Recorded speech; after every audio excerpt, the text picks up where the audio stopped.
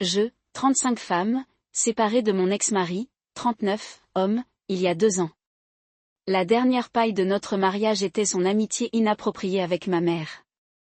Même après notre séparation, ils sont restés extrêmement proches, toujours en train de s'entraîner ensemble au gymnase.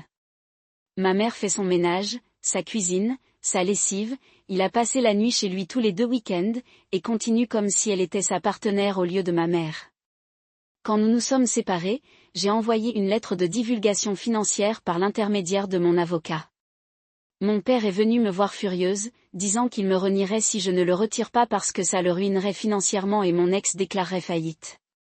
Par culpabilité et pression, j'ai tiré la lettre, payé mon avocat, et resté en silence pendant 2 ans. Ces 2 années ont été des tortures absolues. Je ne pouvais pas respirer sans me sentir contrôlée. J'ai perdu ma famille à cause de leur loyauté envers mon ex. J'ai même supplié ma famille de me conseiller parce que je ne pouvais pas enrouler ma tête autour de la raison pour laquelle ma mère et mon ex demeuraient si insalubres. Rien n'a changé. Avancé 2 ans et j'ai finalement publié une nouvelle lettre de divulgation. J'étais patient et lui ai donné 8 semaines au lieu des 30 jours nécessaires. Sa réponse, vague, incomplète et délibérément évasive. Il n'a pas fourni de déclaration ou de transaction correcte, mais a soudainement prétendu que mes parents lui avaient prêté plus de 500 000 $. Pendant ce temps, j'étais prêt à m'éloigner du mariage avec moins que je ne suis venu avec. Voilà où ça devient difficile. Je sais que mon ex était directeur de mon entreprise familiale il y a 2 ans. Après que j'ai complètement rétracté cette première divulgation, les choses ont été brouillées et les noms supprimés, les rôles ont changé. Maintenant, je regarde une affirmation qu'il a emprunté 1 demi-million à mes parents sans preuve de l'endroit où il est allé. Pas de déclaration, pas de trace papier, rien. J'ai donc ajouté les affaires de ma famille au processus de divulgation cette fois. J'ai besoin de réponses. J'ai besoin de transparence. Je veux savoir où ces 500 000 $ sont censés aller et pourquoi je suis en train d'être gazéifié dans le silence. La culpabilité est réelle. Ma famille a déjà menacé de me renier. On m'a fait sentir que je l'ai trahi pour avoir avancé. Mais d'un autre côté, comment est-il juste que mon ex, qui a détruit mon mariage avec l'implication inappropriée de ma mère, puisse partir avec de l'argent caché pendant que je perds tout? Alors, suis-je l'idiot d'avoir remis la lettre de divulgation légale et d'avoir inclus les affaires de ma famille, même si ça expose des choses qu'ils ne veulent pas? Pas l'idiot. Honnêtement, je suis fier de toi pour avoir été assez courageux pour défendre ta famille et ta mère toxique. Qui fait ça à leur fille? Sérieusement, comment ton père sent-il que sa femme passe tant de temps avec son gendre? Leur chambre a-t-elle une chaise directement face au lit? Pouvez-vous engager un IP et obtenir une preuve d'infidélité si cela se produit effectivement? Ça devrait ramener ton père de ton côté au moins. D'après la réaction du père, je m'attendais à ce qu'il soit le fils qu'on voulait. Si votre famille n'agit déjà pas comme une famille, vous n'avez rien à craindre ou à vous sentir coupable. S'ils veulent te nier, ce qu'ils font avec ton ex depuis 2 ans, c'est déjà ça. Alors vas-y, prends un requin d'avocat et pousse jusqu'à ce que tu obtiennes tout ce que tu mérites. Entendu. On dirait qu'il est le fils qu'ils ont toujours voulu. Ne vous sentez pas coupable de prendre soin de vous parce que vos parents ne se soucient pas de vous. Ils te rendent coupable parce qu'ils ont peur de ce que tu trouveras. S'ils cachent des informations financières pour protéger votre ex, c'est sur eux, pas sur vous. Vous méritez l'image complète avant de tout finaliser. Je vous recommande aussi d'engager un enquêteur privé. C'est incroyablement louche. Tu sais ce qui s'est passé? Probablement vos parents ont fait des choses frauduleuses liées à leur entreprise et votre ex-mari sait. C'est pour ça que l'argent fantôme et ton père s'inquiétaient que tu gâches ton ex parce que ça veut dire qu'ils seront ruinés aussi. Si votre mari décide de parler, il aura des problèmes juridiques et financiers. L'attitude de ton père m'a fait croire que c'était le cas. Pourquoi ton père se battait si fort et menaçait de te renier? Il y a une raison pour qu'il protège ton ex, et c'est parce que ton ex a de la merde sur les affaires de ton père. N'abandonne pas. Tu dois surmonter tout le mal pour atteindre tout le bien. Vous y arriverez. Mon petit ami, 34 hommes, et moi, 27 femmes, sommes ensemble depuis moins d'1 an. Je l'aime et c'est un mec génial. Je commence à remarquer que nous avons deux points de vue différents sur la façon dont les relations devraient être, comme la façon dont les hommes devraient traiter les femmes et vice-versa. Dans un certain contexte, il considère les femmes comme indépendantes avec ou sans partenaire. Je suis d'accord. Cependant, je pense aussi que votre partenaire devrait enlever une partie de la charge et aider. Mon idéal de partenariat. Il voudrait aussi que je comprenne avant de l'appeler, ce qui est bizarre pour moi. Alors, maintenant l'histoire. Je lui ai acheté des chips il y a 2 jours et je les ai oubliés dans ma voiture. Il est 5 heures. Il est parti de 10 heures et m'a appelé et m'a demandé si je pouvais les sortir de la voiture. Pas de problème. Nous avions un convoi régulier. Comment était le travail? Il me le disait et je le voyais une fois rentré. Une fois au téléphone, je me suis levée et je suis allée chercher les jetons. J'ai oublié d'allumer la lumière du Porsche et j'ai raté la marche devant et je suis tombée. J'ai entendu une fissure dans mon pied gauche sur mon chemin vers le sol et j'ai immédiatement su que quelque chose n'allait pas. Je me suis ramassée après avoir crié dans la cour d'entrée avec douleur. Il est rentré à la maison et s'est assis à la table de la cuisine pour faire une crise de panique jusqu'à son retour. Pendant ce temps, j'ai enlevé mes chaussettes et j'ai vu que ma cheville gauche était gonflée, la taille d'une balle de golf. La jambe droite a le plus mal. Une fois entré, il m'a entendu hyperventiler, est entré dans la cuisine, m'a vu et a dit « Qu'est-ce qui ne va pas ?»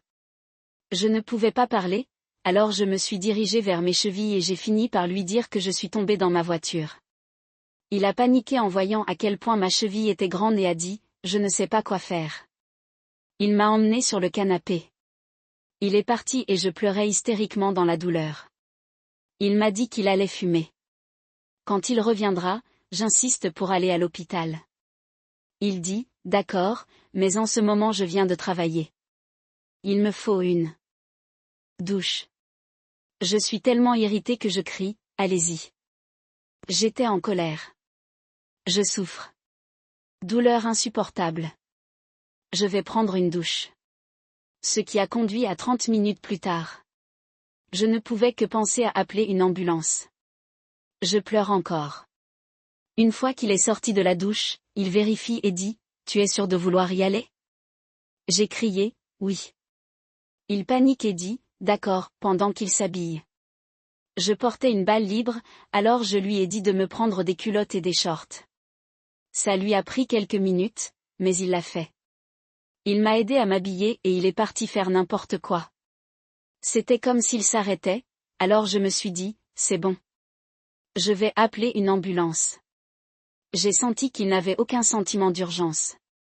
Il m'a traité de fou pour avoir mentionné l'ambulance et m'a dit, je ne mettrais pas ça sur toi si c'était l'inverse. Ce qui m'a bouleversée. Et j'ai crié, tu vas me prendre ou pas? Il a demandé, ta cheville est blessée ou pas? En avant, on est dans la voiture en route pour les urgences. Je lui dis qu'une fois que je suis entrée et située, il peut rentrer chez lui. Je comprends qu'il était fatigué et affamé. Il a dit que j'étais fou et qu'il restait. Je laisse tomber. Une fois dans une chambre, le médecin m'a demandé s'il pouvait sortir pendant qu'il faisait les radios. Il est sorti et les radios ont pris 5 minutes. Je croyais qu'il était sorti dans le couloir.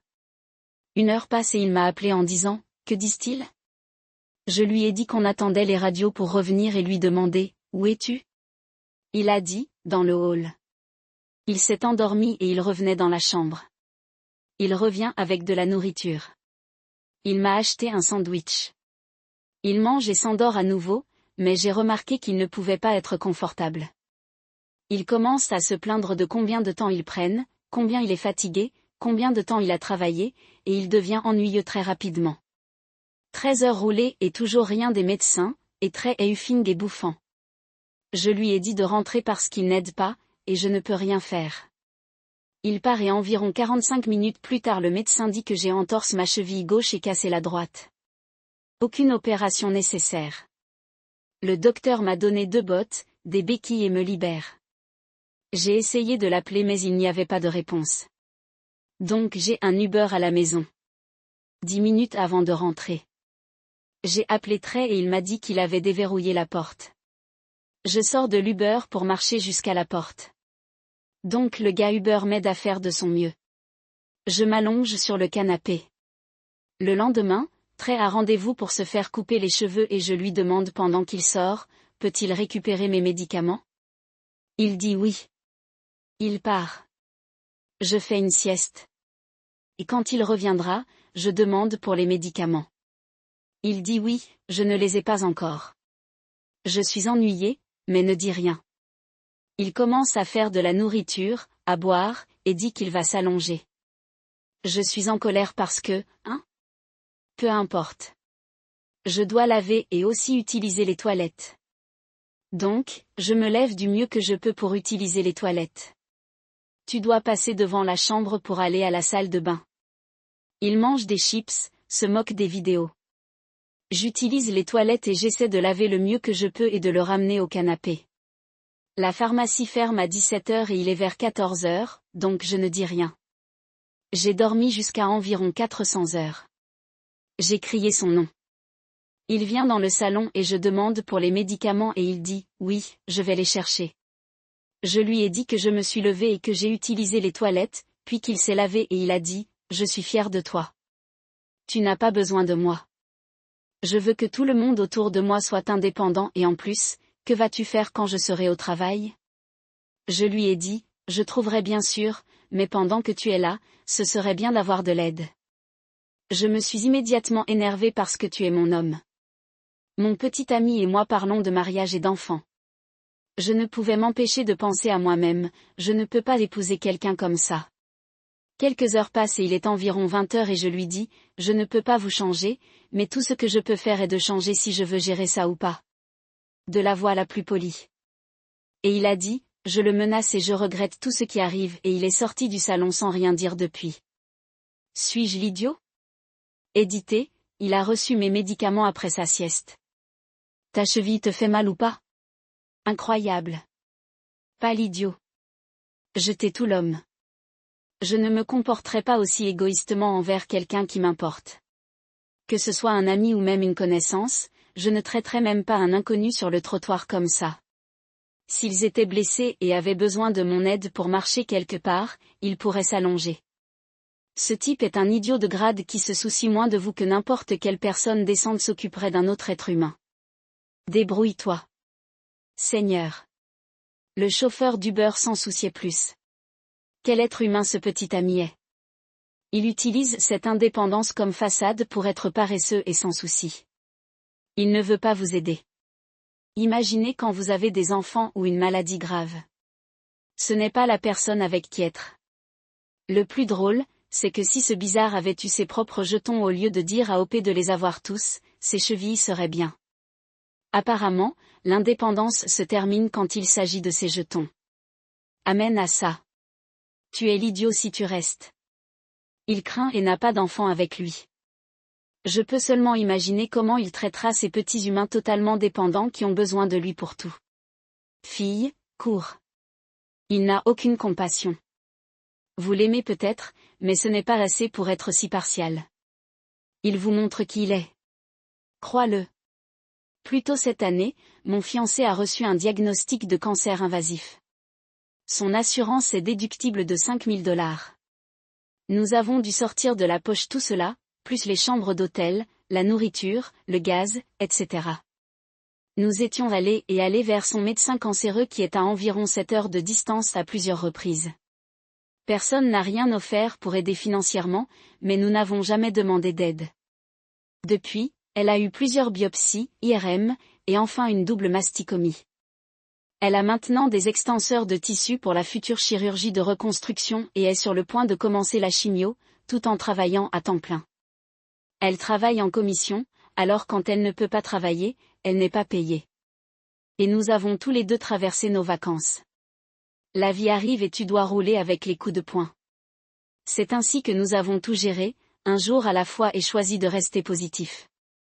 Il y a quelques semaines, ma belle-mère a aussi été diagnostiquée. Avec le même genre de cancer que ma future femme. Elle était dévastée et mon père aussi.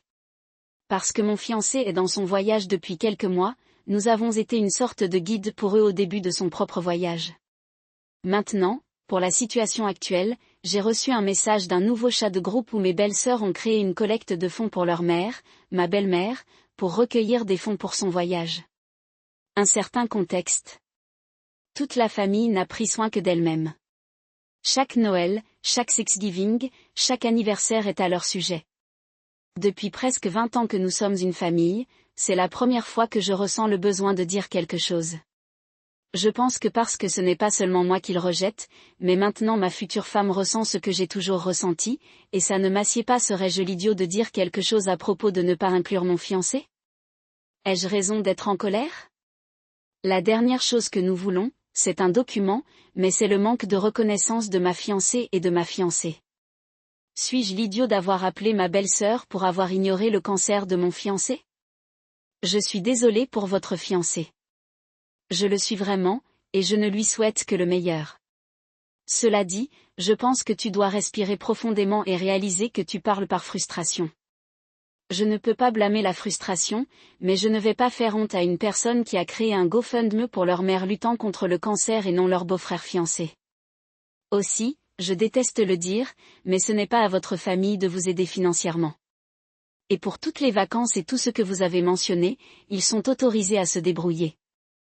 OP, c'est leur mère, pas un frère qui, d'après les sons, n'est pas proche et ne les aime pas, ni leur famille. Les appeler pour s'inquiéter serait un énorme geste idiot.